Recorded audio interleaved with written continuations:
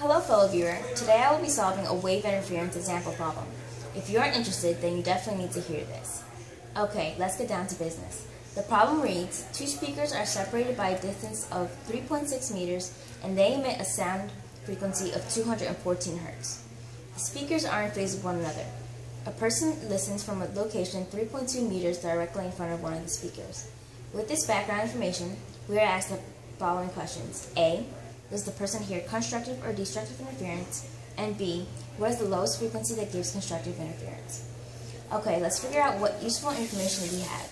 We know that there is a distance of 3.6 meters separating the two speakers, D equals 3.6. The frequency of the speakers is 214 hertz, F equals 214, and a person is listening from 3.2 meters directly in front of one of the speakers, S equals 3.2. Lastly, we know that the speakers are in phase with one another. This last fact is very important. When speakers are in phase, the peaks of the sound waves line up. When waves line up, there is constructive interference. With this knowledge, we can answer the first question asked of us. Okay, so let's tackle the second question, which is asking for the lowest frequency that gives constructive interference. First, we need to find out the distance the person is to the second speaker. This diagram shows how the speakers and the person are set up. To find out the distance, we will use the Pythagorean theorem. A squared plus b squared equals c squared. When you plug in the distances, it is 3.2 squared plus 3.6 squared equals c squared. When you do the math, c equals 4.8 meters.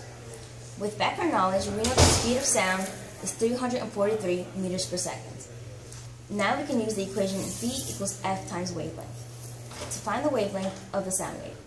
343 equals 314 times lambda. F equals 1.6. Now that we have the absolute wavelength the sound waves are traveling, we can use the same equation, V equals F times lambda. So 343 equals 1.6 times frequency. And so F equals 214.4 hertz, which is coincidentally the same frequency given to us in the problem. To summarize, the answer to A is constructive interference, and the answer to B is a minimum frequency of 214.4 hertz. Thank you for listening.